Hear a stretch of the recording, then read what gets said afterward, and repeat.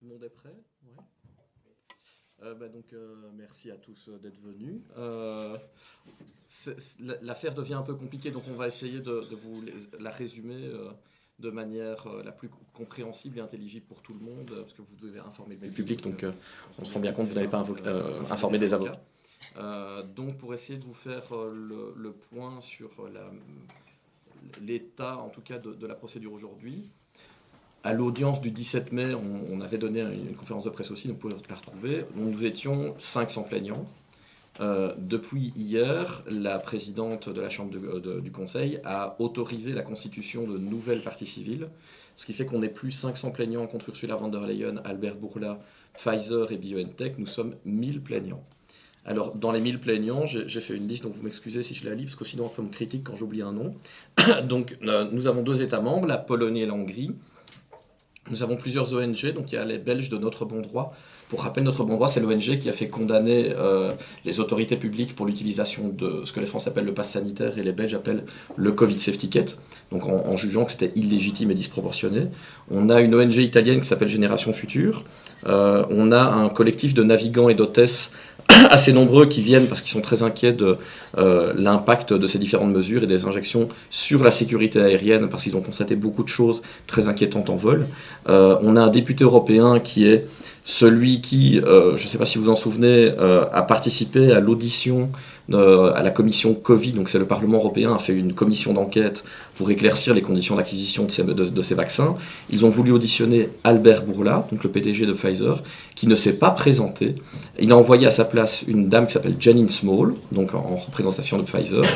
Et Robert Ross est le député qui a fait avouer à Janine Small publiquement, et c'est bien le départ de notre affaire pénale, que les produits n'ont jamais été testés pour bloquer les contaminations d'un individu à l'autre. Ça veut dire qu'ils n'ont jamais été testés pour être antipandémiques.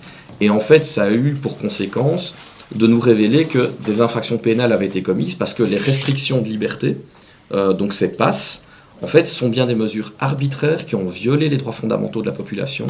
Et en fait, les autorités publiques, comme la Commission qui avait connaissance des contrats, ont violé nos droits de manière consciente depuis le début. Et ça, c'est révélé justement par cette audition devant le Parlement, qui est, je vous le rappelle, filmée, donc elle n'est pas contestable aujourd'hui. Et donc ça, c'est bien ce député européen qui nous a amené à le savoir. Après, nous avons des partis politiques. Donc en Belgique, nous avons un parti germanophone, je pense qu'il y a quelqu'un qui s'appelle Vivant. En France, il y a le parti de Florian Philippot qui s'est constitué, donc ce sont les Patriotes. Après, il y a des parents comme Frédéric ici qui ont perdu leur enfant. Et je pense qu'après ça, on a encore des particuliers, donc j'espère que je... Parce que la liste commence à être longue, hein, donc voilà. Et donc pour vous donner un ordre de grandeur, la Chambre du Conseil a réservé pour nous la plus grande chambre d'audience, et nous avons rempli cette salle. D'accord, donc, et tout le monde n'est pas venu parmi les plaignants. Donc ça veut dire qu'à l'avenir, on risque d'avoir des problèmes pour audiencer, tellement le nombre de victimes est devenu nombreux. Et pour la petite anecdote, je ne sais pas si vous avez déjà assisté à des procès, mais normalement, on essaye de trier gauche-droite pour mettre les avocats d'un côté, enfin les plaignants d'un côté, ceux qui se défendent de l'autre, et on met leurs clients normalement devant eux, mais où il n'y a plus la place pour se mettre devant les avocats, donc on se met derrière. Et il y avait tellement de victimes qu'on a débordé, et donc les victimes se sont placées aussi derrière les avocats de Pfizer, d'Ursula von der Leyen, de BioNTech et de M. Bourla. Donc symboliquement, c'est très, très, très intéressant à vivre dans une salle d'audience, que ça déborde de partout, et en fait, il n'y a personne pour les soutenir derrière eux. Donc pour vous dire, M. Bourla ne se présente pas, Mme von der Leyen ne se présente pas, les entreprises n'ont pas de représentants, ils se font représenter exclusivement par des avocats, et donc ils n'ont pas le courage de venir faire face à leurs victimes ou aux plaignants. Donc ça, c'est la première chose. Alors pour vous... maintenant que vous avez le contexte, hier, il y a des choses assez surprenantes et inédites qui se sont passées dans le cadre de ce dossier. D'abord, le juge d'instruction a décidé de ne pas venir à l'audience. Alors, ça peut sembler anodin pour les non-experts, mais la présidente de la Chambre a reconnu publiquement, à huis clos hier, que c'est la première fois de sa carrière qu'un juge d'instruction refuse de se présenter à l'audience. Alors, pourquoi le juge ne se présente pas ? Il ne se présente pas parce qu'il a compris, lui, que les débats n'auraient pas lieu, parce que l'affaire a été entravée par le parquet européen. Donc, le parquet européen, c'est une construction un peu compliquée. Donc, c'est une agence de la Commission européenne qu'on essaye de faire devenir un parquet fédéral européen, qui ne l'est pas encore. Donc, c'est une coopération renforcée entre les États membres en vue de le devenir, mais il n'y a pas eu d'unanimité des États membres pour en créer un. Et donc, ils sont dans un statut un peu hybride, où ils ont en fait essayé de se déclarer compétents dans le dossier, alors qu'ils ne le sont manifestement pas. Nous, on a pour preuve, c'est Mme von der Leyen qui nous a appris qu'il n'y avait pas d'argent de l'Union européenne dans ces contrats, donc c'est sûr que le PPO n'a rien à faire là. Le PPO, normalement, comme parquet qui s'est déclaré, devait fixer des audiences auprès de la Chambre des mises en accusation de Liège, qui est le degré d'appel du magistrat qu'on a vu hier. Et la loi prévoyait qu'ils devaient le faire en 15 jours, et volontairement, ils ont attendu plusieurs mois avant de demander la fixation des audiences. Et ils n'en ont pas informé les magistrats, et donc ils ont en fait dissimulé l'information. Il n'y a pas d'acte dans le dossier qui montre qu'il y a eu fixation ou non.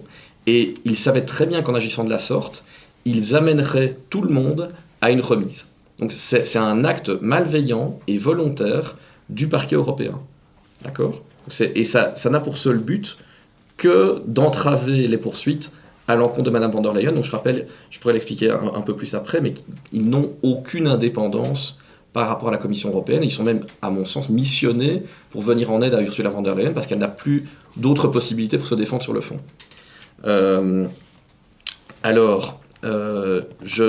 Vu que c'est un peu compliqué, on doit traiter de 3 sujets normalement devant la Cour pour continuer. C'est... voilà. Voilà, vraiment, tout tombe dans le coin. Donc les sujets qu'on doit aborder, c'est la question de l'incompétence du parquet européen. Il y a la question de l'immunité éventuelle de Mme von der Leyen. Et il y a la question de l'intérêt à agir des plaignants. Donc c'est les 3 sujets qui sont en débat. Et donc, comme vous l'aurez remarqué, les 3 mots commencent par I. Donc je vais laisser Diane vous mettre les points sur les I. Merci Frédéric, merci à tous d'être venus. Pour faire une précision utile dans cette affaire, je m'exprime simplement au nom des personnes que je représente, le premier plaignant, donc M. Frédéric Daldan, mais j'ai aussi l'honneur de représenter un collectif de pilotes qui s'appelle, et d'hôtesses et de stewards français, mais aussi un collectif hollandais qui s'appelle les Navigants Libres et le Luchtvaart Collectif, j'espère bien le prononcer. Je représente aussi l'ONG Génération Future et je représente l'ancien eurodéputé de nationalité hollandaise, M. Robert Ross. Ça fait donc beaucoup de gens et comme on vous l'a rappelé, il y a aussi des partis politiques de tout pays, de tous horizons. Il y a des ONG, il y a des représentants d'associations de victimes et il y a aussi des États membres qui, bien entendu, agissent au nom et pour le compte de leurs citoyens. Alors, pour faire un petit rapport, il me semble que la Hongrie, il y a à peu près 9 millions d'habitants, un peu moins que la Belgique. En Pologne, il y en a, je crois, dans les 35 millions. Ça fait au moins 45 millions de personnes et nous sommes 450 millions d'Européens. Donc je dirais que ce procès a comme plaignant actuellement au moins un Européen sur 10. Et c'est très important puisque c'est un procès qui a pour but de rétablir la transparence en Europe, au profit de tous, parce que c'est une valeur transpartisane, c'est une valeur qui s'applique à tout le monde, qui ne peut pas être restreinte à certaines personnes et qui, quand elle est violée, entraîne une diversité de préjudices pour tout le monde. Il y a le préjudice simplement des gens qui souhaitent avoir accès à une information pour pouvoir faire des choix libres et éclairés, mais il y a aussi le préjudice des partis politiques et des députés qui ne peuvent pas faire correctement leur travail si on leur cache des informations. Il y a le préjudice des personnes chargées de notre sécurité aérienne également qui ne peuvent pas faire bien leur travail si on leur cache des informations relatives à des produits qu'ils sont censés prendre. Et il y a évidemment les victimes qui auraient pu, les victimes d'effets secondaires, qui auraient peut-être pu faire d'autres choix dans leur vie s'ils avaient été au courant des éléments qui sont contenus à ce dossier. Mais comme vous le voyez, c'est un procès qui va au-delà des bords politiques et je dirais même des bords sanitaires. Peu importe ce que nous pensons, peu importe ce que nous croyons, la transparence est une valeur commune que nous souhaitons tous défendre ici. Et je suis personnellement très honorée de représenter autant de personnes et de voir qu'au-delà de ça, beaucoup nous rejoignent. Comme Frédéric l'a dit, nous avons été très nombreux. C'est une procédure qui se passe à huis clos. Néanmoins, toutes les personnes qui y participent en tant que partie civile ont le droit d'assister à leur procès. C'est pour ça qu'elles peuvent être très nombreuses. Je donne un équivalent de mes français Français. C'est un équivalent tragique, mais les attentats du Bataclan avaient fait 1 millier de victimes. Pour toutes les recevoir, il a fallu construire des baraquements dans le palais de justice de Paris. Vous voyez qu'à Liège n'est pas Paris, même si c'est une ville tout à fait agréable, mais vous voyez, là, une partie des plaignants s'était déplacée, près de 200, c'est ce que rapportait la presse, et jusqu'au dernier moment, il était prévu que cette affaire soit plaidée, que les 3 questions sur lesquelles je vais mettre les points sur les i soient traitées le 6 décembre, puisqu'à la précédente audience, le 17 mai dernier, qui avait donc été renvoyé au 6 décembre, nous devions traiter des questions de recevabilité des parties civiles, d'immunité de Madame von der Leyen et d'incompétence du parquet européen. À la dernière minute, c'est-à-dire pendant l'audience, le parquet européen, par des acrobaties de procédure, est venu nous expliquer que nous ne pourrions pas tenir cette audience et qu'il fallait la renvoyer au 6 janvier. Alors vous voyez bien que les délais se raccourcissent. Je pense que le vent du boulet se rapproche, mais je tiens à dire que pour toutes les personnes qui ont fait le déplacement pour pouvoir assister à ce procès, pour manifester leur intérêt, et qui est d'ailleurs un intérêt courageux. À la dernière audience, le parquet européen avait dit que les victimes étaient du vent, ce que j'avais trouvé extrêmement choquant. Ils sont venus manifester le fait que leur volonté d'agir était extrêmement sérieuse et ne n'avoir prévenu personne. Moi, je suis là depuis 48 heures pour préparer tout ça.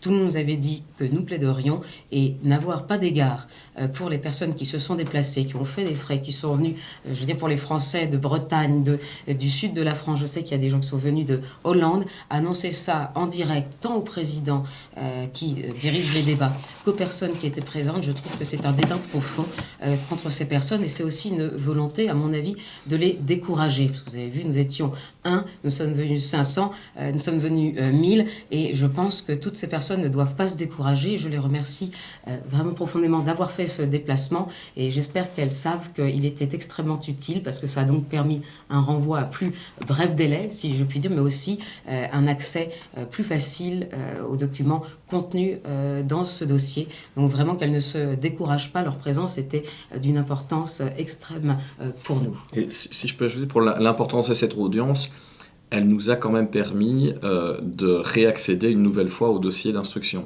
Et ça a permis de donner accès à toutes les victimes au dossier d'instruction, ce qui n'était pas le cas antérieurement. Et on a essayé de nous entraver le droit d'accéder au dossier de manière assez douteuse pour nous. Et nous avons aussi constaté que l'avocat de Mme von der Leyen semble avoir accédé à des documents du dossier auxquels nous n'avions pas accès d'une manière qui nous apparaît comme étant de l'ordre de la violation du secret de l'instruction. Donc on est quand même content que cette audience se soit tenue, ne serait-ce que pour nous donner une complète information sur le dossier d'instruction. Tout à fait. Et alors pour être plus concrète donc sur les questions de droit. Au départ, quand M. Baldan a porté plainte, le premier, une instruction s'est mise en œuvre, c'était en avril 2023, il n'y avait pas de difficulté et le juge d'instruction a mené son enquête.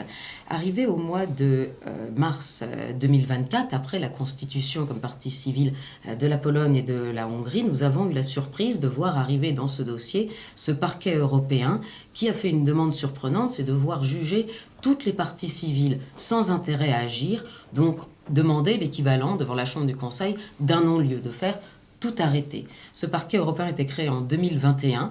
C'est une agence de l'Union européenne, à mon sens, qui n'est en charge que de la protection du budget de l'Union européenne. Elle n'est pas en charge de la protection de l'intérêt général des citoyens belges ou de l'intérêt général des citoyens européens. Elle s'occupe d'une seule chose, des questions de budget de l'Union européenne. Et ce parquet européen, prétendant avoir lui-même ouvert une enquête depuis octobre 2022, est venu s'insinuer dans la nôtre pour faire arrêter cette procédure belge, mais en parallèle, sa directrice, la chef du parquet européen, Madame Kövesi, qui est d'origine roumaine, vous pourrez retrouver Madame Laura Kövesi, eh bien, a affirmé au Parlement européen publiquement à 2 reprises, en avril 2024 et encore le 1er octobre 2024, ça peut se retrouver, que dans cette affaire, elle n'avait fait aucun acte d'enquête et qu'elle n'avait trouvé aucun suspect. Alors, c'est quand même difficile à croire, je vois que ça fait sourire, mais ça fait sourire jaune malgré tout, toutes les parties civiles, puisqu'à partir du moment où Mme von der Leyen est accusée de destruction de documents publics, puisqu'il s'agit des SMS qu'elle a échangés avec M. Albert Bourla, et ce n'est pas contesté qu'il y a eu cet échange de SMS dans le cadre de la négociation d'un contrat qui est un marché public. Par définition, un marché public, c'est public, les éléments de négociation le sont aussi, et nous expliquer que lorsque ces messages disparaissent, on ne trouve pas de suspect, c'est quelque chose de particulièrement déloyal. Par ailleurs, quand une enquête avance, quand je parle de déloyauté, la réalité c'est que les textes prévoient, quand les enquêtes sont importantes, à minima une coopération entre l'Union européenne et la justice, les États nationaux qui pourraient être saisis des affaires, puisqu'il peut y avoir des intérêts concurrents. On peut quand même imaginer que l'Union européenne puisse avoir un intérêt dans cette affaire, mais ça n'exclut pas pour autant, et bien au contraire, l'intérêt de tous les autres qui est a priori plus important. Mais une coopération aurait pu avoir lieu, or ce n'est pas du tout le cas, c'est une action déloyale visant à entraver et arrêter une enquête qui a avancé. Si elle n'avait pas avancé autant, il n'y aurait pas autant de parties civiles. Et comme l'a souligné Frédéric, il est arrivé quelque chose d'extrêmement étonnant, en tout cas je me le suis fait confirmer par mes confrères belges, mais aussi par la présidente elle-même, l'absence du juge d'instruction. Le juge d'instruction, il est censé venir faire un rapport dans cette affaire à l'audience. Or, ce qui lui est arrivé, c'est qu'à partir du 19 juillet 2024, lui-même a été extrêmement entravé dans la poursuite de son enquête, et c'est au moment de la redésignation de Mme Ursula von der Leyen comme présidente de la Commission européenne, et à partir de ce moment-là, le juge d'instruction a déclaré que Mme pourrait bénéficier d'une immunité. Or, même dans cette hypothèse-là, il convient de faire les actes nécessaires pour lever cette immunité, ce que le parquet européen, lui, n'a jamais fait. Donc 2 ans d'enquête, nous expliquer qu'il n'y a pas de suspect, qu'on lève l'immunité de personne, qu'on ne lance même pas la procédure, et vouloir arrêter les enquêtes des autres qui, elles, avancent, c'est un acte absolument anormal, c'est un acte d'entrave, et c'est un acte qui vise à protéger, selon nous, Mme von der Leyen. D'ailleurs, vous pouvez le retrouver dans des questions parlementaires, c'est-à-dire que normalement, le PPO a un accord de coopération avec la Commission européenne. S'ils enquêtent sur un membre de la Commission, ils doivent le notifier officiellement à la Commission. On voit par des questions parlementaires que ça n'a pas été le cas. Et donc la reconduction de Mme von der Leyen, qui est illégale, elle a notamment été possible grâce à la protection de l'EPPO, qui n'a pas signifié officiellement à la Commission européenne qu'elle avait un suspect. Donc vous comprenez l'importance de ce mensonge en contrôle parlementaire. Je vous rappelle que le PPO, on leur a mis un contrôle par le Parlement européen parce qu'ils ont la possibilité de faire des abus de pouvoir. Madame Laura Kövesi, qui est la procureure en chef de ce parquet en formation, qui est roumaine, elle a fait l'objet d'un contrôle judiciaire en Roumanie où on l'accusait de corruption, de faux témoignages et d'abus de pouvoir. Nous, à tout le moins, nous voyons ici, nous avons des preuves matérielles qu'elle effectue de faux témoignages et qu'elle effectue bien des abus de pouvoir. Et la façon dont elle est sortie de son contrôle judiciaire en Roumanie, c'est en devenant le procureur en chef de l'EPPO. Et donc on ne s'étendra pas sur le fait que quand Diane et moi, nous avons essayé d'accéder au dossier détenu par l'EPPO, à Bruxelles, on nous a envoyé la police pour nous arrêter. Donc, je ne sais pas si vous imaginez que Diane essaye d'exercer ses droits comme avocat. Moi, comme plaignant, je veux voir respecter mon droit à la justice et l'exercer. Nous voulons accéder à un dossier dans le cadre d'une audience qui est fixée à leur demande. Et quand on est arrivé, ils nous ont envoyé la police pour nous arrêter. Alors, à l'époque, heureusement, le policier qui est venu était quand même sain d'esprit. Il a constaté que c'était les membres du personnel qui étaient aux ordres de l'EPPO qui, eux, commettaient une voie de fait. Nous avons décidé de réitérer. Nous sommes allés à l'EPPO à Luxembourg, parce que son siège est à Luxembourg. Ils nous ont très gentiment envoyé 8 agents de sécurité. Vous voyez comme elle est menaçante, hein, donc voilà. Et nous n'avons jamais pu accéder à ce dossier. Donc vous voyez bien que c'est des pratiques qui ne sont pas celles de la justice. C'est vraiment des pratiques quasiment mafieuses de la part du parquet européen. Et justement, j'allais dire qu'en réalité, moi j'ai le sentiment qu'on a pris en otage ici la justice belge, mais au sens propre et au sens figuré, puisque moi on m'envoie la police, je n'ai pas de procureur belge, le procureur du roi ne se manifeste pas, il a été phagocyté par le parquet européen, et même le juge d'instruction, lui, ne vient pas. C'est quand même très curieux. Mais la motivation du juge d'instruction pour ne pas venir, c'est d'expliquer, ou de sous-entendre en tout cas, qu'il était entravé dans son enquête par les pratiques anormales du parquet européen. Donc c'est quelque chose d'extrêmement grave, et vous vous souviendrez peut-être aussi qu'après l'audience du 17 mai dernier, le parquet européen avait fait un communiqué de presse dans cette affaire, non pas pour dire quelles étaient les avancées de son enquête, ce qu'on aurait tous voulu, et puis normalement il doit informer le public, mais pour dire simplement que toutes les difficultés de procédure étaient de la faute de la Belgique qui n'aurait pas mis son droit en conformité pour permettre l'action du parquet européen. Alors, j'ai le souvenir d'un des députés belges qui participent parti vivant qui m'avait dit grosse pression sur la petite Belgique, mais c'est exactement cela. La Belgique est au centre de toutes les attentions. Normalement, ce sont les autorités belges qui doivent poursuivre les affaires de corruption quand elles se passent au sein de l'Union européenne. C'est sa compétence matérielle, c'est sa compétence territoriale. Et si vous vous souvenez peut-être, au moment de l'affaire du Qatargate et de la mise en cause de l'ancienne présidente du Parlement européen, Madame von der Leyen, avait fait une déclaration en disant « I have full confidence in the Belgium authority. Corruption is a crime ». Et ça, c'était j'allais dire, pour les autres, mais c'est voir peut-être la paille de l'œil de son voisin et ne pas voir la poutre dans le sien. D'ailleurs, elle dit que c'est un crime qui doit être poursuivi et qu'ils ont pleine confiance dans les autorités belges qui ont la juridiction pour s'en occuper. Et à cet égard, on peut traiter tout de suite la question de l'immunité, puisque dans toutes les étapes de cette procédure, Madame von der Leyen sollicite de bénéficier de l'immunité. Madame von der Leyen a, comme les commissaires européens, comme les agents et fonctionnaires de l'Union européenne, d'après les textes, une immunité qu'on appelle fonctionnelle, c'est-à-dire une immunité qui se limite aux actes officiels de ses fonctions. Il faut bien faire une différence avec ce qu'on appelle les immunités personnelles, qui sont celles, par exemple, des chefs d'État. Un chef d'État, la plupart des pays, tous les actes qu'il commet, officiellement ou dans sa vie privée, ne peuvent pas faire l'objet de poursuites. On ne peut pas divorcer de lui, on ne peut pas lui faire un procès s'il a une fuite d'eau qui vous embête. C'est ça, une immunité personnelle, c'est pour tous les aspects de sa vie. Mais pour les agents et les fonctionnaires, c'est ce qu'ils sont, les immunités nécessairement ne sont limitées qu'aux actes officiels de leurs fonctions. Donc je lis parfois dans la presse Madame von der Leyen, impératrice de l'Europe, pour vous donner une des... Mais l'immunité qu'elle n'a n'est pas une immunité personnelle. Ce qu'on essaie de faire croire aujourd'hui, c'est qu'elle aurait une immunité pour tout ce qu'elle fait. Ce n'est absolument pas vrai. Et d'ailleurs, la jurisprudence récente de la Cour de justice de l'Union européenne, c'était en août 2021, a bien donné une décision qui concernait un ancien directeur d'une banque centrale européenne, un laiton qui était accusé de corruption.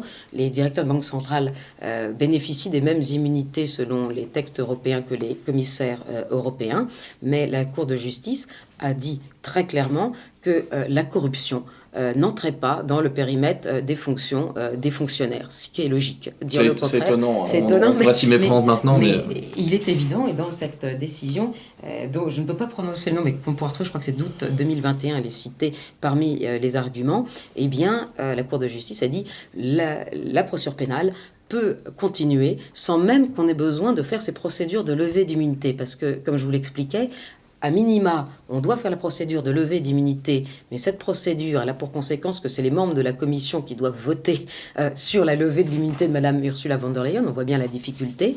Mais l'autre aspect de ce dossier, c'est qu'on peut se dispenser de cette procédure et juger directement Madame, et c'est bien pour ça qu'on a porté plainte. On n'a pas porté plainte pour rater, on n'a pas porté plainte pour que ça ne marche pas.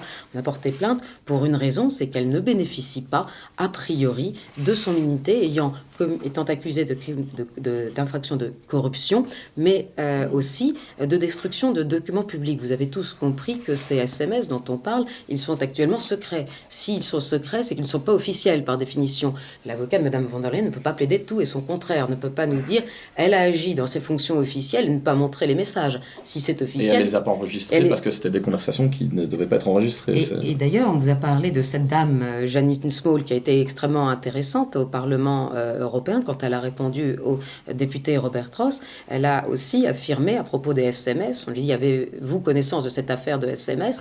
Et elle a dit, oui, il y a eu plein de SMS, combien, je ne sais pas vous dire, je ne les compte pas, mais par contre, je peux vous dire que ça n'avait rien à voir avec la négociation des contrats. Alors, à partir de là, vous avez des éléments publics dits par cette dame qui sont extrêmement importants et qui laissent penser, évidemment, que ces messages sont privés. Et donc, s'ils sont privés, c'est le point d'entrée pour lever l'immunité, ou en tout cas pour affirmer que Madame n'en a pas. Elle n'en a pas, comme je dis, pour deux raisons. Elle agit hors du périmètre de ses fonctions, d'ailleurs en usurpant les titres et fonctions, comme on le prétend, du gouvernement belge, puisque quitte à s'envoyer des SMS, ça aurait dû être le gouvernement belge qui aurait dû discuter directement avec M. Albert Bourla et pas Mme von der Leyen. D'ailleurs, il y avait quand même des comités de pilotage et d'autres personnes dont on a outrepassé les pouvoirs. Madame s'est ingérée directement dans ces négociations de façon secrète et a peut-être commis des actes de corruption ou était elle-même corrompue. C'est peut-être ça, dans les SMS, un pacte de corruption. Mais pour dire que ce n'est pas le cas, il faudrait au moins les montrer. Et donc si vous voulez faire votre opinion justement sur le cas de jurisprudence qu'elle a évoqué de la CJUE, en fait, très récemment, je suppose, il n'y a pas de journaliste du soir ici, non? Donc, la Commission européenne a donné une interview, a priori, aux médias Le Soir, un média belge, concernant l'affaire de Didier Reynders. Et en fait, ce que Diane vient de vous expliquer, donc elle vous le dit d'abord en principe, après par la jurisprudence de la CJUE, mais la Commission européenne elle-même, dans les derniers jours, à propos de Didier Reynders, dont le domicile a été perquisitionné, en fait, on a clarifié le fait qu'il avait une immunité qui était fonctionnelle, et donc elle ne touche que les actes qu'il pose en titre et fonction officielle, et il faut aussi qu'il agisse dans l'intérêt de l'Union européenne. Et donc, c'est pas seulement nous qui le prétendons, c'est une position commune entre nous, la CJUE, et la commission de Madame von der Leyen. Et donc c'est assez difficile aujourd'hui de venir nous contester le fait qu'elle n'est qu'une simple immunité fonctionnelle, donc qui ne s'applique pas au cas de figure, et qu'elle n'est pas en fait, contrairement à ce qu'ils prétendent, une espèce d'immunité personnelle. Donc, voilà. Je précise pour ceux qui ne sont pas belges et qui nous écoutent que Didier Reynders est l'ancien commissaire à la justice de la première commission von der Leyen et qui, je ne sais pas à quoi d'autre il a pu participer, mais c'était un membre éminent de la commission de Madame von der Leyen. D'ailleurs, j'ose dire qu'aucun de ses membres n'a survécu au premier mandat de Madame von der Leyen. La commission est composée de façon totalement différente aujourd'hui. Je suis assez étonné de la différence de traitement qu'il y a aujourd'hui entre Didier Reynders et Ursula von der Leyen. Tout à fait. Alors, je vous dirais aussi qu'il y a un autre acte qui n'est pas anodin, c'est que Madame von der Leyen, vous ne savez peut-être pas, mais je pense qu'à l'époque, c'est l'AFP qui l'avait rendu massivement public. Elle a tenu à avoir un appartement à l'intérieur du bâtiment du Berlaymont. Et donc ça veut dire que si elle se domicilie, et on pense que c'est bien le cas, dans cet appartement, la police ne sait plus le perquisitionner, parce qu'il faudrait qu'elle traverse la Commission européenne pour atteindre son logement. Et donc là, je pense bien que Madame, elle avait une intention de commettre des infractions, et qu'elle a volontairement protégé son domicile en créant un appartement qui n'existait pas à l'intérieur du bâtiment de la Commission européenne. Donc c'est bien une volonté d'échapper à la justice. Je vous rappelle que juste avant ça, elle avait connu son problème de SMS Gate en Allemagne, et donc nous avons bien quelqu'un qui a un mode opératoire répétitif, donc il convient vraiment de la mettre hors d'état de nuire, et qu'elle a bien l'intention d'échapper à la justice, et elle met en œuvre différents procédés pour y arriver. Sur l'autre point qui est extrêmement important dans cette procédure, c'est la question de la contestation de la recevabilité des parties civiles, donc de la contestation de leur intérêt à agir. En premier lieu, quand même, parce que ça prête un peu à sourire, en droit belge, il faut savoir qu'au stade de l'instruction, les parties civiles n'ont qu'une seule chose à démontrer, c'est un intérêt au moins apparent, et il n'y a même pas besoin de fixer le montant de son préjudice. Et ça ressort de manuels de procédure pénale belge que je me suis procuré, qui sont rédigés par l'avocat de Madame von der Leyen, qui est professeur de droit. Donc il vient conclure le contraire devant les tribunaux de ce qu'il enseigne à ses étudiants, ce que je trouve personnellement curieux. Mais il est évident que la recevabilité des parties civiles, à ce stade, elle n'a pas besoin d'éléments caractérisés, même si nous en avons, bien évidemment, mais il faut bien se rendre compte que justement l'apparence du préjudice qui suffit à déclencher ces enquêtes, c'est une aide pour les parties civiles à pouvoir faire déclencher l'action publique quand les pouvoirs publics n'y concourent pas réellement. Les victimes sont un poids important pour pouvoir déclencher les enquêtes, et c'est pour ça que leur admissibilité est large. Mais plus concrètement, faisons peut-être une digression, mais qui est importante, parce que la recevabilité des constitutions de partie civile est également contestée fermement par M. Bourla, par les sociétés Pfizer et BioNTech. Vous ne le savez pas, mais aux États-Unis, depuis l'année 2005, il y a une loi qui s'appelle le PrEP Act, qui est une loi passée par le Congrès, qui rend irresponsable ou qui empêche en tout cas toute poursuite contre les fabricants de vaccins quand leurs produits sont mis sur le marché dans le cadre d'urgences pandémiques. Alors pas nécessairement celles de l'OMS, celles peuvent être déclarées simplement aux États-Unis, ça les concerne eux. Mais c'est une loi qu'on dit peut-être trop protectrice, enfin qui est très critiquée, mais qui est sans précédent et qui fait que aucun Américain ne peut attaquer Pfizer en dommages et intérêts pour avoir reçu ces produits. Alors pourquoi une telle loi existe aux États-Unis? À mon sens, du fait des puissances des lobbies et de l'argent, parce que ça n'a pas de raison juridique. Et nous, en Europe, nous avons normalement le régime de la responsabilité des produits défectueux. Or, ces contrats, actuellement, que se passe-t-il? Ils empêchent toute action des parties civiles contre Pfizer, puisqu'on se retrouve dans une situation où ce sont les États qui, de fait de ces contrats, sont tenus d'indemniser les gens en lieu et place des laboratoires pharmaceutiques. Donc, à l'évidence, nous qui considérons que ces clauses sont anormales et qu'elles reflètent peut-être un pacte de corruption, puisqu'il s'est agi finalement d'imposer à toute l'Europe, par le biais d'un contrat, la loi américaine qui est en contradiction avec nos droits fondamentaux, comme je dis, le premier qui est d'ailleurs le droit à la transparence, puisque ces contrats sont secrets. Nous avons un mécanisme qui empêche de conclure des clauses de confidentialité au détriment des Européens. Il y a également une atteinte au droit effectif à un recours devant les tribunaux, puisque les gens ne peuvent plus être victimes de Pfizer, et il y a un problème d'atteinte à la réglementation des produits défectueux. Donc ce que ne veut pas Pfizer, qui à mon avis est au premier chef intéressé à empêcher les parties civiles de se constituer, c'est qu'on puisse trouver une brèche dans ce contrat. Et ça, c'est extrêmement important. Mais comme je le disais, les parties civiles n'ont besoin que d'un intérêt apparent.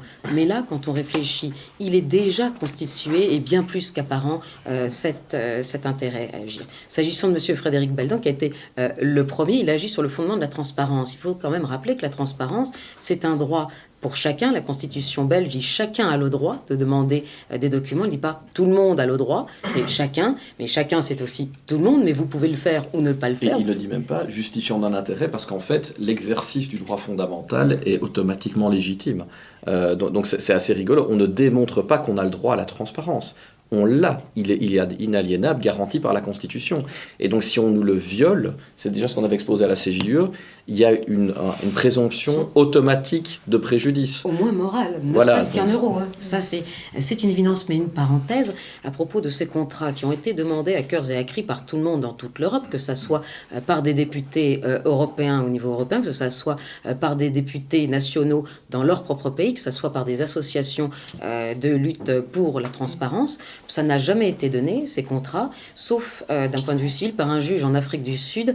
C'était en juillet 2023, c'est la High Court de Pretoria, où le juge a décidé que le gouvernement, quand il concluait des accords avec Pfizer, parce que c'est partout le même contrat, hein, soyons clairs, ne pouvait pas mettre de côté les droits de ses citoyens en disant que la transparence devait céder devant le secret industriel des laboratoires pharmaceutiques. Vous pouvez peut-être faire céder le droit à la transparence, je suppose, au secret défense, à des choses comme ça, mais pas au profit d'un industriel. Et d'ailleurs, si vous allez sur le site de la Commission européenne, actuellement et encore, vous pouvez voir pourquoi les contrats sont-ils accessibles au public. La réponse de la Commission, c'est non. Ils sont censurés en grande partie parce que la Commission doit respecter le secret industriel des laboratoires pharmaceutiques. C'est extrêmement choquant. Et d'ailleurs, on voit que c'est trompeur parce que, bon...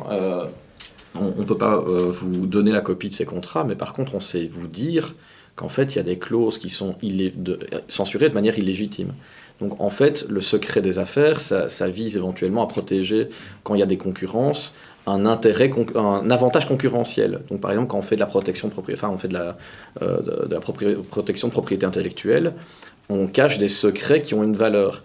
Là, quand on cache le fait qu'un produit n'a pas les spécifications, les effets qu'on lui prête en public, c'est pas de nature à donner un avantage concurrentiel, c'est de l'ordre de l'escroquerie. Ça veut dire que si je vous dis qu'un produit est efficace et que je cache que contractuellement il ne l'est pas, vous comprenez tout de suite que c'est pas une question de concurrence, hein, c'est une question de mensonge. Et donc depuis le début, ce qu'on dit, c'est que le fait d'entraver la transparence, c'est uniquement masquer des crimes et délits, parce que ces contrats en sont en partie la preuve.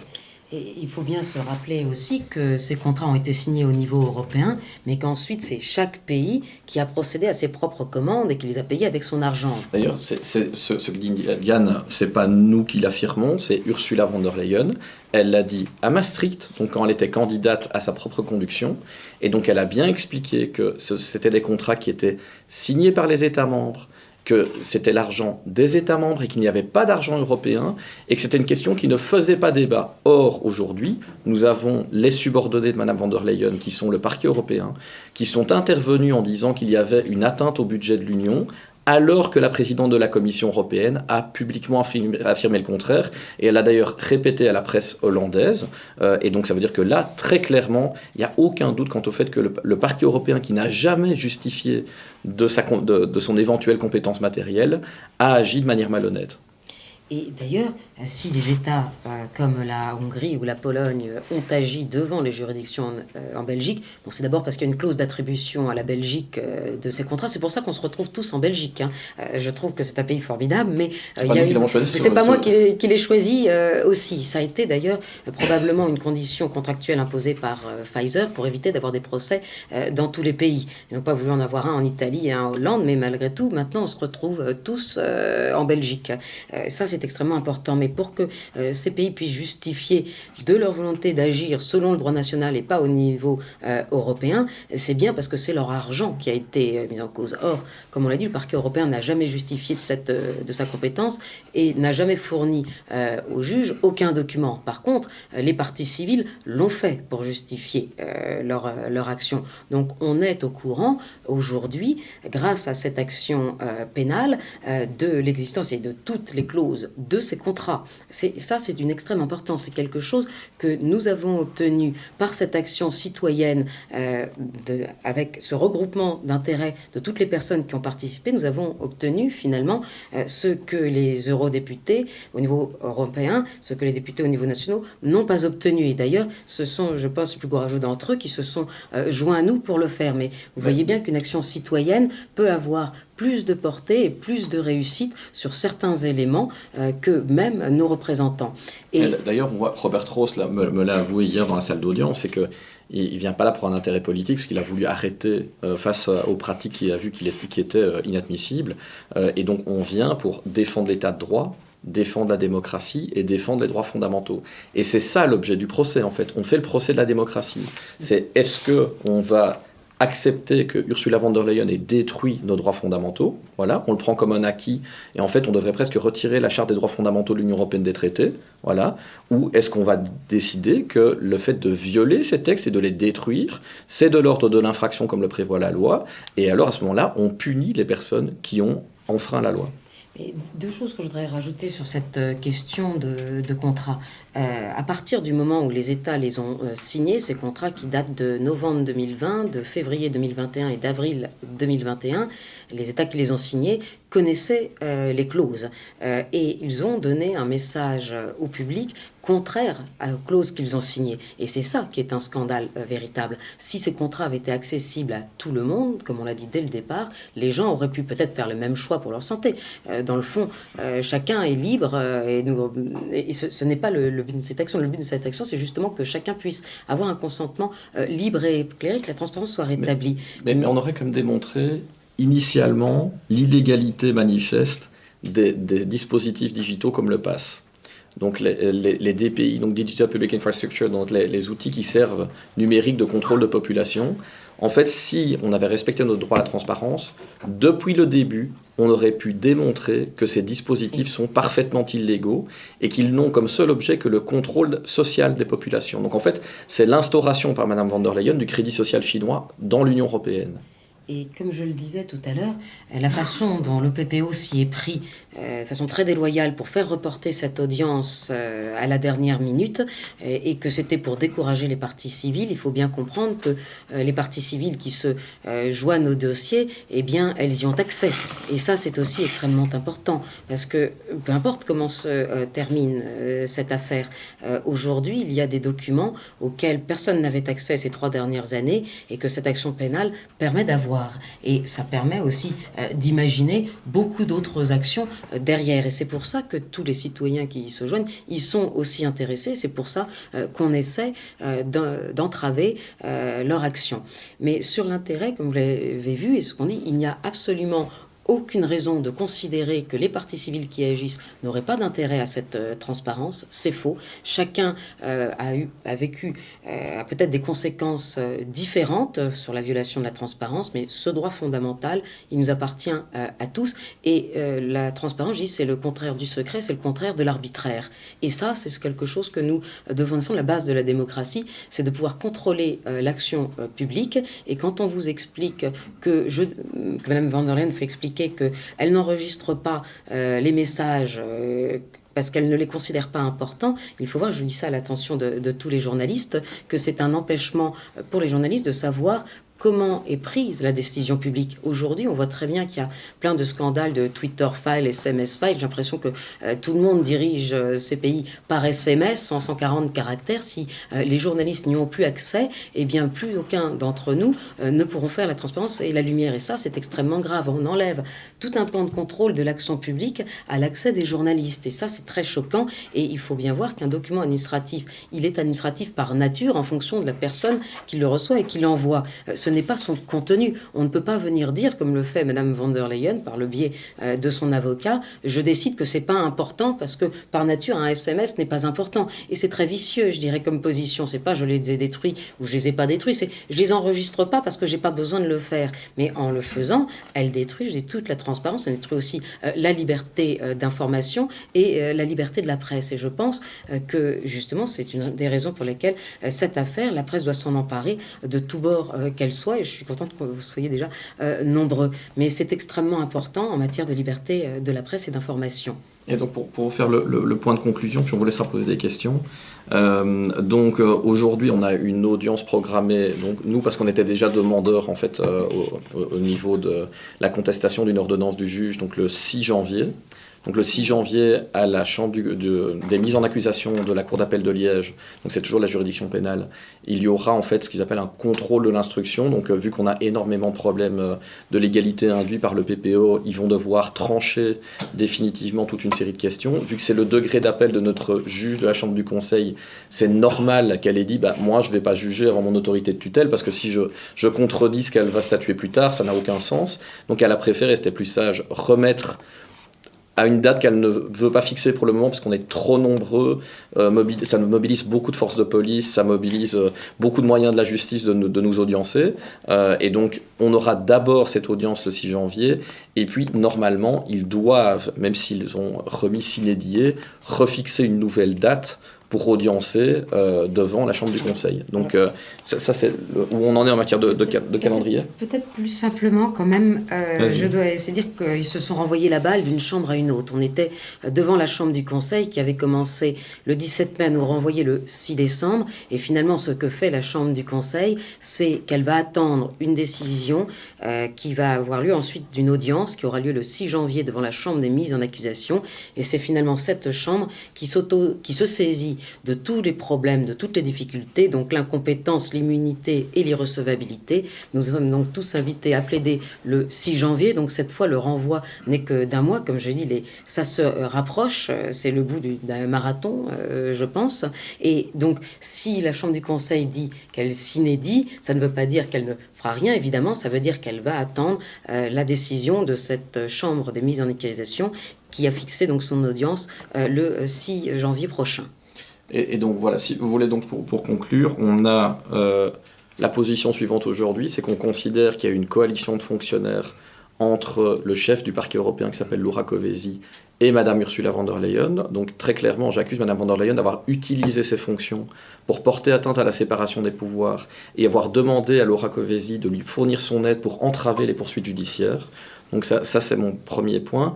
Le deuxième, vous l'avez vu dans le communiqué de presse, à ce stade, aujourd'hui, nous estimons que, et il n'y a pas que nous, les infractions sont constituées, donc ça veut dire qu'on n'a pas fait une accusation gratuite, et en plus nous avons les éléments matériels qui démontrent aujourd'hui, et j'ai fini par écrire un livre parce que le temps de parole qu'il me faudrait pour vous l'expliquer n'est pas suffisant, j'ai écrit un livre pour vous décrire très précisément comment les lobbies, dont ceux payés par Pfizer, ont compromis Mme von der Leyen.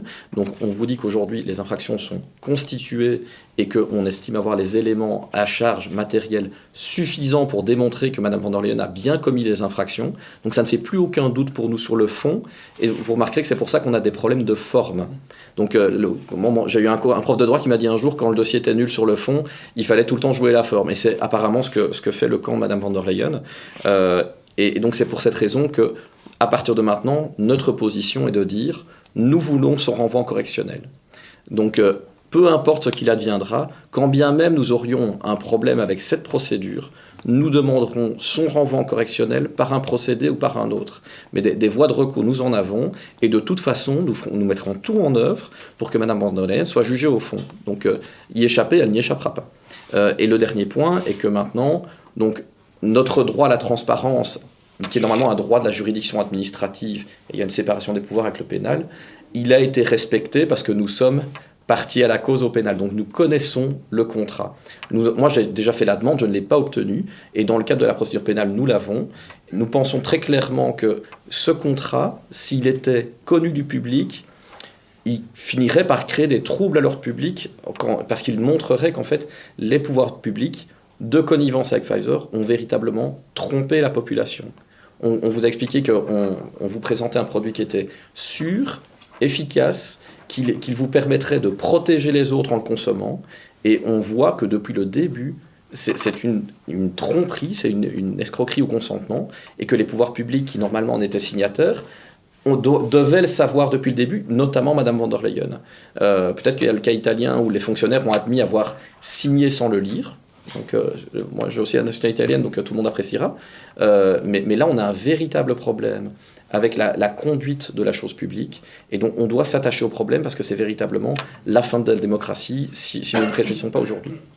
Moi, je ne connais pas l'avenir, mais le vent change et on sait qu'outre-Atlantique, il y a d'autres positions qui se prennent et que cette loi de PrEP Act, qui est extrêmement controversée en Amérique, peut-être, il y aura... Peut-être les nouveaux gouvernements reviendront-ils dessus, mais vous aurez bien compris que ce contrat, c'est une forme d'impérialisme américain qui nous a été imposé du fait de la puissance de ces lobbies pharmaceutiques. Et donc, de tous côtés, je crois que cette irresponsabilité ne peut plus tenir. Dire qu'on est irresponsable parce qu'on donne des produits dans l'urgence, ce n'est pas normal. Même quand les choses sont urgentes, on doit faire en sorte que les produits qu'on livre soient un minimum, ne présentent pas de vices, soient quand même un minimum efficace et n'entraîne pas des effets secondaires irréparables. Je dirais que là, la corruption, c'est une chose, on en parle tous beaucoup, mais ce n'est pas une petite affaire de corruption, c'est une affaire de corruption qui touche des produits de santé. Et la santé, c'est le bien le plus précieux que nous puissions tous avoir. Et de la corruption dans le cadre de ces produits, c'est d'une gravité sans précédent, surtout quand on revoit que, je veux dire, peut-être pas l'humanité tout entière a pris ces produits, mais la corruption en matière de santé, ce n'est pas une corruption banale, c'est une corruption qui nous affecte tous, parce que, comme je l'ai dit, c'est vraiment notre bien le plus précieux. Et donc, rappelez-vous, l'immunité, c'est pas de l'impunité, et l'urgence, c'est pas de la panique. Hein. Donc, faut bien remettre les choses au clair, parce que par moment, on essaie de nous faire confondre.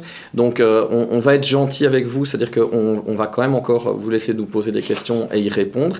Moi, j'ai quand même une demande, parce que je vois pas tous les journalistes que j'ai contactés. Donc, par exemple, ceux du soir, j'ai essayé d'être bien poli avec eux en leur disant qu'on les invitait, il n'y avait pas de problème, parce qu'ils ont diffusé aussi des informations fausses qui venaient de cabinets de lobbying, que j'ai identifiés. Et donc, je vous invite quand même à aller poser des questions aux avocats des parties adverses. Donc, par exemple, M. Adrien Masset, vous lui demandez quel était le contenu des messages que Mme von der Leyen a fini par supprimer, parce qu'ils ont existé, ils n'existent plus. La conséquence logique, c'est que quelqu'un les a effacés. Hein, donc, je pense que ce n'est pas contestable. Monsieur Albert Bourla, Janice Moll vous l'a expliqué, il dispose toujours de ces messages. D'ailleurs, il a une obligation d'archivage de ces messages par la SEC, son autorité de protection des marchés. Donc ça veut dire qu'il y en a un qui les a toujours, l'autre les a détruits. N'hésitez pas à contacter leurs avocats. Si vous voulez, on va fournir la liste des avocats des parties adverses. Et alors vous leur téléphonez, vous leur posez des questions à eux, parce que sinon on fait des monologues et c'est pas comme ça qu'on devrait le faire. Vous respectez le contradictoire et vous allez les embêter, parce que pour nous, il y a un moment donné où on aimerait bien aussi avoir leur réponse à eux. Voilà. Donc on vous laisse poser les questions que vous voulez, on va tâcher d'y répondre. Voilà, Philippe. Juste quelques questions, peut-être la première d'ordre pratique. Le 6 janvier, C'est le matin ou l'après-midi? Alors, ça a été tellement surprenant, ça a été annoncé par le parquet pendant l'audience que finalement la date serait le 6 janvier, même le juge ne le savait pas. Et comme j'ai fait commande, moi, de nombreuses parties civiles que je représente ont fait ce déplacement à leurs frais. Vous vous doutez bien, j'ai écrit un certain nombre... Il y a eu un autocar, oui, qui est venu, c'est l'autocar des navigants libres, qui est venu jusqu'ici. Vous vous doutez bien que j'ai demandé bien avant si cette audience se tiendrait. Je ne fais pas se déplacer les gens du sud de la France ou de la Bretagne ou de la Hollande pour qu'on ait un tel manque d'égard pour eux. Moi aussi, je l'ai appris et donc je n'ai pas la convocation encore, mais puisque ça a été annoncé à l'audience et même au juge qui en était surprise, j'ai hâte de la recevoir et je confirmerai évidemment que je l'ai bien reçue. Donc, la deuxième, est-ce que maintenant, à supposer qu'elle bénéficie de l'immunité, Madame von der Leyen, est-ce que vous demandez déjà de lancer la procédure? C'est même dans l'autre sens, c'est-à-dire que en fait c'est le parquet européen qui, s'il était de bonne foi, agirait en conséquence. En fait, vu que les infractions sont là, il n'y a plus personne qui les conteste. En fait, s'il décide qu'il n'y a pas d'immunité, on la poursuit directement. Soit il y a une immunité, on demande la levée d'immunité, on la poursuit. Mais M. Bourla, BioNTech et Pfizer, ils ne sont pas présidents de la commission, il n'y a pas de question sur leur immunité. Vous vous rappelez, parce que moi je suis de la région, donc je vais vous le faire, Alain Matteau, ça lui est arrivé, il a été protégé par une immunité. Qu'est-ce qu'on a fait? On a poursuivi les co-auteurs des infractions et on a fini plus tard, quand on a condamné les autres, par lever quand même son immunité. Et donc Mme von der Leyen, c'est pareil. Ça veut dire que s'ils considèrent qu'elle a une immunité, ce qui ne nous apparaît pas du tout vrai sur le plan juridique, tant mieux pour eux, voilà, qu'ils demandent à la lever. Moi, je vous rappelle que Laura Kövesi, vous retrouverez l'interview sur Arte, a dit que s'il fallait lever une immunité, il le ferait, mais vu qu'elle ne trouve pas de suspect dans une affaire qui porte le nom de Mme von der Leyen, je ne peux pas l'aider. Voilà. Mais très clairement, s'ils veulent lever l'immunité, la possibilité juridique est là. S'ils considèrent qu'il n'y en a pas, ils la poursuivent tout de suite. Pour nous, c'est tout à fait égal. Voilà. Et d'ailleurs, on confirme, ça s'appelle livre Ursula Gates, mais est vraiment en cause Albert Bourla, Pfizer et BioNTech, parce que c'est là aussi que se trouve l'autre partie de l'infraction. Donc vraiment, il ne faut pas les oublier. Les procédures peuvent éventuellement même être disjointes, mais eux, il n'y a aucune raison juridique qu'ils puissent bénéficier d'une immunité par procuration de Mme von der Leyen. Ça n'existerait pas, ça. Donc votre action, vous les dirigez contre les deux, pas uniquement... C'est devenu le cas. En fait, c'est devenu le cas parce qu'un juge d'instruction, il est saisi ce qu'on appelle in rem, il est saisi des faits. Donc après, si c'est à lui de mettre les personnes en cause en fonction des faits qu'il voit. Donc aujourd'hui, elle a de l'autre côté de la barre, je n'ai pas que Mme von der Leyen, j'ai Pfizer, BioNTech et Albert Bourla. Ça fait 18 avocats avec nous et donc... Si vous voulez, moi, quand je me suis constitué partie civile, le juge nous a posé cette question de pourquoi Ursula von der Leyen. Moi, je lui ai expliqué, Albert Bourla, c'est un industriel, il veut gagner de l'argent, c'est son problème. Mais Mme von der Leyen, elle a une responsabilité vis-à-vis de moi en tant que fonctionnaire. Donc voilà, elle doit remplir une mission de service public. Et donc, à partir du moment où moi, comme contribuable, elle se met à faire le contraire de sa mission, elle a des comptes à me rendre à titre personnel, au même titre que tout le monde. Mais c'est bien un préjudice qu'on a individuellement, c'est juste qu'on l'a tous. Et ça ne fait pas disparaître notre préjudice individuel.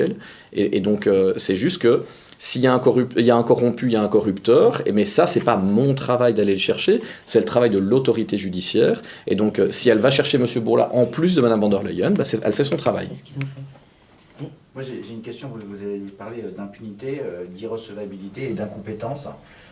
Et vous parlez de Mme Kövesi. Donc, quelque part, il y a une forme d'interférence de l'EPPO. Est-ce que vous allez porter plainte contre elle aussi? Parce qu'à un moment ou à un autre, le PPO est venu interférer dans la transparence et la bonne exécution de la justice. Alors ça, je dirais, c'est une question que vous pouvez vous poser, voilà, de savoir si on a ou non déposé une plainte. Concernant Mme van der Putten, ça serait un peu compliqué, mais pour le reste, je vous laisse réfléchir à la question. Mme van der Putten, elle est protégée en droit belge, donc il n'y a que le procureur général qui peut la poursuivre. Ce n'est pas le cas de Mme Kövesi, et donc voilà, vous pouvez imaginer si on l'aime au point de s'intéresser à elle. Oui. Denis de Provine, agence de presse TAS. Je voudrais poser une question. Je crois que la plupart des réponses sont déjà dans votre livre, mais maintenant, je voudrais savoir, est-ce qu'on connaît bien quelle est la procédure de levée d'immunité de Mme von der Leyen? Qui doit lever cette immunité? Alors, en droit, je vais vous répondre. Il y a deux chemins. Il y a où on considère qu'elle n'en a pas du tout et on a le droit de la poursuivre directement sans qu'il y ait la procédure de levée d'immunité, c'est ce qui a été fait dans cette jurisprudence contre le directeur de la banque, de la BCE, Letton. Et d'ailleurs, il est même écrit que le dossier, une fois qu'il a été constitué, il peut même continuer de servir et pas contre ce monsieur. Donc, ou on y va directement, ou sinon, on considère à minima qu'il faut lancer cette procédure levée d'immunité. Et là, très spécifiquement, la levée de l'immunité, c'est ou les autorités belges, le procureur général belge qui la demande, ou Madame Covesi, en admettant qu'elle soit compétente, mais elle ne l'est pas, mais si on lui laisse le dossier, ça sera à elle de le faire. Et il faut saisir la Commission européenne, qui ensuite doit voter. Et alors, ce que je ne sais pas, c'est si Madame Ursula von der Leyen participe au vote. Ça, je n'ai pas vu, mais il faut quand même bien voir. Mais elle peut révoquer quand même tous les membres de sa commission. C'est tout à fait inédit. Il peut y avoir des cas où ça sera un commissaire qui serait visé, je ne sais pas, le commissaire à la justice, et les autres voteraient pas. Mais là, on est dans la situation où c'est la présidente qui est visée, et comme vous l'avez vu, elle vient d'être désignée, et les nouveaux membres de sa commission n'ont été désignés qu'avec l'approbation des États, mais aussi son approbation à elle. Donc je pense qu'on n'a pas besoin de faire un dessin pour comprendre qu'il vaut mieux prendre un chemin le plus direct entre A et B. Il faut prendre la ligne droite, si je puis dire. Bon, pas tout le monde, donc... Je voulais savoir, il y a une affaire aussi dans la Cour européenne, la Cour de l'Union européenne à Luxembourg. Oui. Il s'agit aussi de l'accès à ce même SMS. Et je voulais savoir s'il y a une interconnexion entre les deux, si le juge ici doit attendre la décision de la Cour de l'Union européenne à Luxembourg. Si vous voulez, ce que je disais tout à l'heure, c'est qu'il y a une séparation des pouvoirs entre l'administratif et le judiciaire. Donc normalement, c'est deux juridictions distinctes. Donc ce qu'a fait le New York Times à Luxembourg, en fait, c'est attaquer la décision de refus de la Commission européenne de donner la copie des documents. Alors, moi, je suis allé à l'audience avec Diane et d'autres, des journalistes et des militants de la transparence qui sont présents ici. On n'a aucun doute quant au fait que la CJUE n'a pas le pouvoir d'obliger qui que ce soit à produire ces SMS. Son pouvoir, c'est de dire éventuellement la Commission ne les détient pas ou la Commission les détient et doit les donner ou ne doit pas les donner. Mais ça n'a aucune autre... Il n'y aura pas de contrainte supplémentaire à juste sa décision. Et donc là, normalement, en droit, le civil doit être tenu aux dépens par le pénal. Donc on devrait attendre le pénal. La CJUE n'a pas l'air de s'arrêter parce qu'il y a une instruction pénale ici. Mais bon, voilà. Donc quoi qu'il arrive, nous, théoriquement, on pourrait les faire produire. La Commission, quand elle vous dit « je ne les détiens pas », le cabinet de Mme von der Leyen ne les détient pas, c'est pas nécessairement un mensonge. C'est juste la preuve que Mme von der Leyen a contourné le système d'enregistrement des actes administratifs de la Commission européenne. Donc, elle a utilisé un canal non officiel pour communiquer. Donc, elle n'a pas agi en ses qualités officielles. Sinon, on aurait enregistré les actes administratifs. Et donc, quand la Commission dit « je ne les donne pas aux Times parce que je ne les ai pas », c'est peut-être la vérité. La question qu'il faut se poser maintenant, c'est pourquoi la Commission n'en dispose pas. Ça, c'est la vraie réponse qu'il faudra atteindre. Donc. Je souhaiterais préciser d'abord qu'à l'issue de cette audience à Luxembourg, les juges n'ont pas annoncé de date de délibéré. Oui, ça c'est pas... c'est étonnant. Il faut savoir aussi que le New York Times, qui est un journal, donc a agi de façon, par les voies administratives, à la suite de la publication, c'est eux qui ont révélé le poteau rose en avril 2021. Ils ont fait cet article en expliquant que M. Bourla s'était confié en disant qu'il avait communiqué avec beaucoup de chefs d'État, avec le pape et surtout avec Mme von der Leyen, avec laquelle il avait développé un lien profond. C'est ce qui est écrit. Ensuite de ça, le New York Times va demander les textos à la Commission européenne. Mais on peut s'interroger de savoir pourquoi le New York Times ne les demande pas aux États-Unis, puisque leur siège social est là, contre M. Bourla ou contre Pfizer, qui eux n'ont pas d'immunité. C'est une question intéressante. Pour vous dire, on a quand même eu l'expérience de la CJUE. Donc nous avons demandé, pour que Mme von der Leyen ne puisse pas interférer du fait de ses fonctions avec l'enquête judiciaire, on avait demandé sa suspension. Nous avions identifié des conflits d'intérêts majeurs entre des magistrats de la CJUE et la Commission européenne. Mon avocate qui est là a déposé des documents au greffe à ce propos. Le magistrat a fait retirer les documents qu'on a déposés au greffe, d'accord, pour ne pas les évaluer dans le cadre du dossier. Et ils ont bien une possibilité à la CJUE qu'ils semblent ne pas vouloir utiliser jusqu'à présent, c'est de dire Madame von der Leyen, elle viole le code de conduite des commissaires européens, elle a perdu l'apparence d'honnêteté, elle doit être suspendue. Alors c'est pas du tout anodin, et ce ne serait pas une première, parce que par le passé, la commission de Jacques Santer a déjà été intégralement censurée. Alors à l'époque, ce code n'existait pas, c'est la conséquence de l'incident de la commission Santer, mais il ne serait pas étonnant de voir toute la Commission européenne sauter, vu le niveau de scandale qui est atteint aujourd'hui. Et j'ai juste des doutes quant au fait que les parlementaires, nous étions présents le 17 juillet à Strasbourg, je peux comme vous dire que le Parlement européen a agi dans l'illégalité en connaissance de cause. Donc le matin, pendant les débats, des députés européens ont attiré l'attention du Parlement européen sur l'existence de cette plainte pénale. Elle s'opposait à la candidature de Mme von der Leyen par nature. Je vous rappelle qu'elle est poursuivie par des États membres. Comment peut-elle représenter l'intérêt de l'Union? C'est une bonne question. Moi, je ne peux même pas comprendre qu'on ait pu la proposer comme candidate. Et donc le Parlement européen, il n'était pas ignorant de cette situation. Il a choisi de violer les traités. Je voudrais faire juste une dernière précision quand même sur le New York Times, au-delà du fait qu'on ne connaît pas la date d'audience. Il est quand même résulté de cette affaire qui avait commencé en janvier 2023. Tout d'un coup, ils se mettent à l'audiencer 15 jours avant notre affaire à Liège. Bon, il y a des coïncidences de calendrier. Mais pendant cette audience, il y a eu 2 éléments qui sont intéressants. C'est que les représentants légaux de la Commission ont quand même précisé que Mme von der Leyen avait changé de téléphone en 2022 sans faire un transfert des messages. Ça, on l'a appris pour bien rapporter ses propos, d'abord, il ne dit pas qu'ils existent, il ne dit pas qu'ils n'existent pas, l'avocat de la Commission.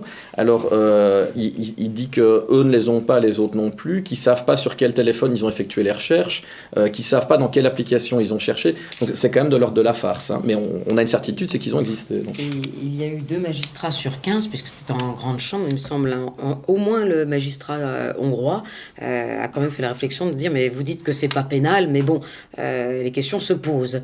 Donc tout converge et l'action du New York Times peut apparaître étonnante, en tout cas peut amener des éléments de preuve aussi de notre côté, puisque nous utilisons cette procédure pour expliquer qu'il n'y a pas d'autre sentiment logique que de penser qu'elle les a détruits. Et la destruction des documents publics, c'est une infraction en droit belge. Voilà. Oui, puisqu'il aurait été de l'intérêt des citoyens, des journalistes et des parlementaires européens d'avoir accès au contrat de Pfizer, non censuré, est-ce que l'affaire en justice que vous portez a changé le statut des contrats? Est-ce qu'ils sont accessibles maintenant publiquement? En fait, si vous voulez, c'est dès le départ, ils sont publics par nature. Donc, en fait, on a inventé une censure de ces contrats qui n'a pas lieu d'être. Donc, on a inventé une violation du droit fondamental, ou la destruction, si vous voulez, du droit fondamental à la transparence. On y oppose des motifs d'exception qui sont illégitimes, disproportionnés, et qui ne sont pas strictement nécessaires. Si dans ce contrat, il est marqué que le produit, en fait, est mal connu, qu'il n'est pas efficace et qu'il ne bloque pas les transmissions, comme je dis, ce n'est pas un motif d'exception à la transparence. Et ce qui se passe, c'est que le député qui a des droits encore supérieurs aux nôtres, parce qu'il doit exercer une action parlementaire de contrôle de l'action de la Commission, d'accord? La Commission l'a empêché d'obtenir ces contrats, et il a fallu que Robert Rose, qui est député, qui voulait les avoir, vienne déposer plainte au pénal pour obtenir enfin le contrat qu'on lui a refusé en tant que parlementaire au Parlement européen. Je ne sais pas si vous imaginez l'absurdité. C'est-à-dire que le parlementaire, il doit devenir plaignant comme nous pour juste accéder aux documents qui lui auraient permis de faire son travail de parlementaire. Donc il a été entravé. Mais concrètement, un dossier d'instruction, il reste secret. Il y a énormément d'éléments, on ne peut pas vous les compter, mais il est accessible à ceux qui font l'effort d'être partie civile. C'est ça la réalité. Et les documents publics, c'est pas parce qu'on les joint dans le dossier d'instruction qu'ils sont secrets. Voilà. Donc il y a des distinctions à faire. Hein, donc, Est-ce que vous pouvez un peu repréciser pourquoi vous avez choisi la Belgique? Alors, bon, ça, je le dis tout simplement parce qu'à partir du moment où ce n'est pas le parquet européen qui est compétent, le lieu de l'infraction, c'est le lieu de la conclusion du contrat. On peut supposer que les documents, les SMS ont été détruits en Belgique, c'était peut-être ailleurs, à bord d'un avion qui allait ailleurs, je n'en sais rien, mais la compétence pour juger des affaires de corruption au sein des institutions européennes, c'est la Belgique et ça l'a toujours été. Déjà, c'est la juridiction établie par les contrats. Donc, c'est pas nous qui avons voulu, c'est eux qui l'ont voulu. Et je vous dirais que même pourquoi est-ce qu'on est venu à Liège, moi, je vous dirais, si vous me dites où ils ont écrit ces SMS et quand ils se les sont échangés et quand ils les ont détruits, quand est-ce qu'ils ont conclu leur pacte de corruption, je vais volontiers dans la juridiction des lieux des faits, mais jusqu'à aujourd'hui, ces faits ne sont pas connus. Donc moi, je n'ai pas d'éléments matériels pour établir quelle juridiction serait compétente pour cette partie de l'infraction, mais pour une autre partie de l'infraction qui est bien la violation de mes droits fondamentaux, je l'ai subie chez moi, donc là où je me trouve, c'est une infraction immatérielle, et donc moi, je suis de la province de Liège, je me suis tourné vers mon arrondissement judiciaire, c'est tout à fait logique, c'est pas à moi de présumer où les faits se seraient produits. D'ailleurs, on a des surprises au fil du temps. Ça veut dire qu'on voit qu'une partie de l'infraction peut aussi avoir été commise en Flandre. Et donc, on ne va pas commencer à faire le parcours du petit pousset pour aller voir de quelle fraction aurait été faite à quel endroit. Voilà, moi j'ai une certitude, je suis bien préjudicié là où je me trouve, je dépose plainte là où je me trouve. J'allais dire pour l'intérêt des mises en cause, de toute façon, c'est eux qui voulaient un procès à un même endroit. Ça leur évite d'aller se défendre dans tous les pays de l'Union européenne qui ont des citoyens qui pourraient leur reprocher des choses. Donc, tout converge vers la Belgique et c'est fort bien comme ça. Puis donc quelqu'un d'autre question? Je voudrais revenir sur Madame Covesi quand même parce que ça m'embête un petit peu votre réponse dans la mesure où vous me demandez de faire un travail. Moi j'ai déjà contacté le PPO à plusieurs reprises. Madame Tine Olvet qui à chaque fois nous envoie au pêtre, nous répond d'une manière très péremptoire. J'avais déjà posé la question, est-ce que Madame Covesi faisait l'objet d'enquête? Il me semble quand même que là, il y a quand même une entrave, puisque je crois me rappeler que lors de la dernière conférence, vous aviez parlé que vous n'avez pas pu accéder au dossier, que le PPO n'avait pas de dossier. Donc en plus, on ne respecte pas vos droits de la défense. Alors, à titre personnel, je l'avais déjà dit que j'avais porté plainte pénalement pour cette infraction qui est une atteinte au droit de l'avocat d'exercer son ministère. C'est un droit garanti par la Constitution. J'avais déposé une plainte aussi au niveau de l'ONU, au commissariat sur l'indépendance des avocats et des magistrats, qui a reçu ma plainte, qui aurait dû la traiter dans un délai de 4 mois. On a accusé réception, mais elle n'est toujours pas traitée. Ça fait un peu plus de 6 mois. Et moi, je suis prête à vous confirmer que comme la plainte que j'avais déposé a finalement été classé sans suite, ce que je ne comprends pas, puisque c'est le policier qui s'était présenté sur place, qui constatant que je ne commettais évidemment aucun trouble à l'ordre public et que je ne commettais aucune infraction, c'est lui qui m'a invité à me plaindre et à porter plainte. Donc j'ai trouvé que c'était tout à fait anormal qu'elle ait été classée, et donc j'ai aussi en mon nom propre et avec Monsieur Baldan porté une plainte contre Madame Covesi pour coalition de fonctionnaires, parce que j'estime qu'en sa qualité de fonctionnaire européen, elle commet un acte arbitraire, attentatoire aux droits et libertés garantis par la Constitution, qui est le droit à l'avocat, en nous empêchant d'avoir accès à un dossier qu'elle cache et qui a peut-être des éléments déterminants. Et puis par ailleurs, c'est aussi une question d'honneur pour un avocat.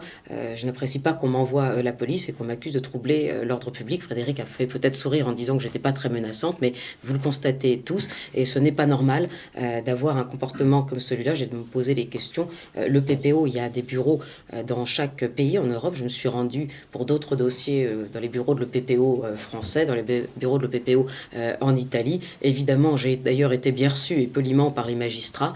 Ce qui s'est passé est tout à fait anormal, je dis attentatoire à mon honneur, mais également anormal du point de vue de la possibilité pour un avocat d'exercer son ministère. Et nous verrons bien ce que donnera cette plainte avec constitution de partie civile. Voilà. Je peux quand même préciser, quand on nous envoyait la police ou quand on était allé à Luxembourg, toutes les personnes que nous avons croisées de l'EPPO ont refusé de s'identifier et ont refusé de montrer la face on pouvait les identifier de leur badge. Donc ils ont caché leur badge. Moi je m'interroge même quant au fait qu'ils ont bien agi en qualité officielle, parce que si, comme un policier, je lui demande sa carte de légitimation, il me montre qu'il est policier. S'il refuse de me la montrer, j'appelle la police en disant que j'ai quelqu'un avec un uniforme de police qui prétend être policier, mais j'arrive pas à le démontrer. Et donc ici on a bien des fonctionnaires de l'EPPO qui normalement, dans un cadre normal, devraient nous dire voilà, je suis le greffier ou je suis l'assistant ou peu importe, mais il se présente, il donne son nom. Là on a même un document qui est signé pour réception le fonctionnaire a refusé de donner son nom et son prénom quand il a signé en disant qu'il voulait protéger sa vie privée. Je ne sais pas si vous imaginez le niveau de délire, ça veut dire c'est comme un officier de police qui voudrait vous entendre sans vous dire qui il est. Il y a un moment où on fait face à des comportements qui sont assez hallucinants. Parce que, juste une dernière question là-dessus, parce que j'ai écrit donc à cette dame le 28 novembre, pardon, et je lui ai posé la question, et on ne m'a pas répondu. Donc en fait, ils ne sont pas transparents, le PPO non plus. En fait, ils vous refusent vous savez, il y a une journaliste dans cette pièce qui a écrit un article sur le PPO et le blanchiment d'argent qui a été couvert par le PPO, voilà, qui est pas très loin, si elle veut pas reposer une question. Mais on voit que très clairement, c'est une entité dysfonctionnelle. Il ne contribue pas à la justice. C'est contrairement à l'idée imaginaire qu'on a, c'est de croire que en faisant une entité centrale de poursuite comme le parquet européen, on va améliorer les poursuites, c'est totalement faux. Ça crée une inefficacité de fonctionnement plutôt qu'une efficacité. Et donc voilà, c'est quelque chose qui ne devrait pas exister, le PPO. Récemment, dans la presse, il semblerait qu'il y ait eu un accord conclu entre le Parlement européen et le PPO pour plus d'efficacité dans leur lutte contre la corruption. Nous attendons de voir. Hein. Donc vous comprenez bien qu'en fait, maintenant, Mme Kövesi va pouvoir reprendre à son compte les dossiers pénaux que les justices nationales pourraient entamer à l'encontre des parlementaires européens. Donc en fait, c'est très clairement porter atteinte au droit à la justice de tous les citoyens de l'Union européenne. Si quelqu'un a encore une question, on est à disposition. Moi, c'est juste une question, c'est juste un relais, mais ça peut peut-être rien à voir, mais vous ne pensez pas que l'histoire de M. Reynders n'est pas une mise en garde pour tous les députés ou parlementaires belges ? A priori, je ne crois pas que les enquêteurs aient fabriqué un dossier en 3 jours pour juste tomber juste. Je ne dis pas que le dossier n'existe pas, c'est juste qu'il y a tout le monde a des dossiers. Et en tout cas, ce qui est intéressant, c'est qu'ils ont tranché la question de l'immunité des commissaires européens. Donc moi, je ne comprends pas qu'on ait encore un débat sur l'immunité de Mme von der Leyen quand on voit ce qui s'est passé avec Didier Reynders. Ça a tranché définitivement la question. On a la réponse dans la presse qui ne s'est pas présentée aujourd'hui le soir à propos de l'immunité. On a la réponse de la commission elle-même. Il n'y a plus de débat, hein. C'est simple comme bonjour. C'est juste qu'ici, en fait, on n'applique pas la loi et on n'a pas une volonté sincère de poursuivre Mme von der Leyen, c'est tout. Donc voilà. Et donc si vous n'avez plus de questions, on peut se libérer, vous libérer, voilà. Et on vous invite tous à aller poser des questions, à Maître Adrien Masset, je crois il a un cabinet plus loin, je vais vous donner l'adresse. Et puis les avocats de M. Bourla, on va vous montrer des photos et de vous donner les noms, les adresses mail de tout le monde, comme ça tout le monde pourra obtenir des informations contradictoires, on en sera ravis. On les manquera pas. Exactement. vous pouvez juste montrer votre livre. Oui, si vous voulez. Voilà, donc c'est un livre rouge. Donc voilà. Merci à tous. Merci à tous d'être venus. Alors je ne sais pas si on doit faire comme dans la salle d'audience hier et vous dire ceci n'est pas une salle de spectacle, donc on n'applaudit pas. Oui, mais le public hier, enfin les victimes dans la salle, ont été très impressionnés par la plaidoirie de Damien Dillembourg, qui est l'avocat de notre bon droit, et qui a tellement bien mis une gifle au parquet européen que les pilotes et hôtesses l'ont applaudi, et ce qui n'a pas fait ravi la présidente du tribunal. Donc, J'ajouterais qu'il est l'avocat également du parti Vivant, qui participe également, comme on l'a dit, à ce dossier. Voilà, et on est très content qu'il soit venu nous prêter main forte. Exactement. Merci à tous.